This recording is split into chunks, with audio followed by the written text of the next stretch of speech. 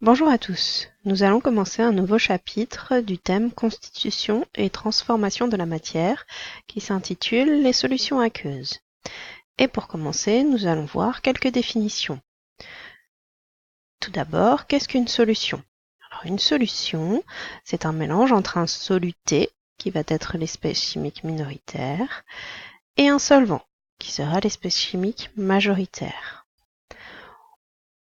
Si on représente ça sous forme de schéma, on a ici le soluté représenté par les triangles verts, le solvant, le liquide bleu, on mélange et on obtient une solution.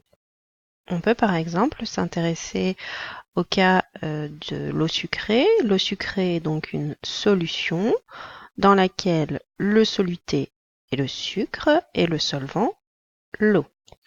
Dans le cas où le solvant de la solution est de l'eau, on parle alors de solution aqueuse. Intéressons-nous maintenant à la concentration en masse et voyons tout d'abord la définition et la formule qui permettent de la calculer. Donc, la concentration en masse Cm d'un soluté dans une solution, c'est la masse de soluté dissous par litre de solution. La formule qui nous permet de calculer la concentration en masse est Cm égale m sur V, avec Cm, donc la concentration en masse en grammes par litre, m, la masse de soluté en grammes, et V, le volume de solution, en litres. Alors il faut faire attention à bien comprendre la différence entre Cm et ρ.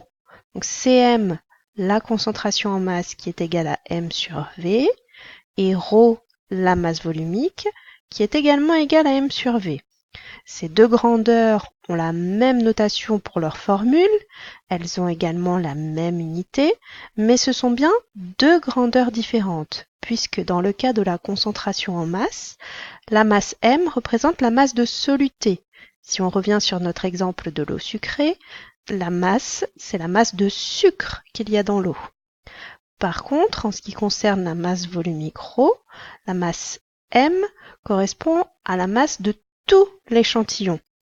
Encore une fois, si on revient sur notre exemple de l'eau sucrée, cette masse m représente la masse de toute l'eau sucrée dans sa totalité.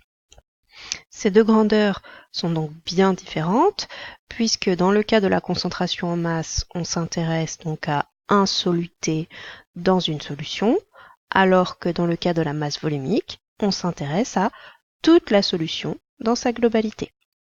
Le dernier point que nous allons aborder aujourd'hui est la concentration maximale. Alors, pour un soluté donné dans un solvant donné, on a une masse maximale de soluté que l'on peut dissoudre. On va la noter M max. Cette masse maximale de soluté va donc conduire à une concentration maximale Cm max. Il va donc y avoir deux situations possibles. Soit la masse de soluté est supérieure à la masse maximale de ce soluté que l'on peut dissoudre dans le solvant.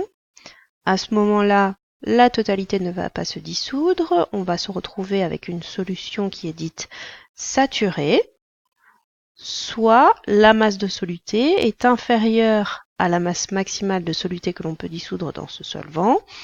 On va donc se retrouver avec une solution homogène.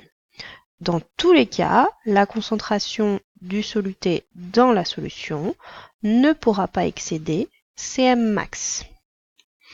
Si on reprend notre exemple de l'eau sucrée, à température ambiante, on ne peut pas dissoudre plus de 2 kg de sucre dans 1 litre d'eau. Autre exemple, le sel de cuisine ou chlorure de sodium, on ne peut pas en dissoudre plus de 360 g par litre, à température ambiante également.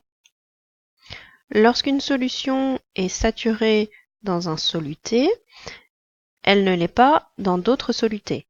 Par exemple, une solution saturée en sucre ne sera pas saturée en sel, ce qui veut donc dire qu'on pourra y dissoudre du sel alors qu'on ne pourra plus y dissoudre de sucre. Voilà, c'est tout pour aujourd'hui. Merci et à bientôt.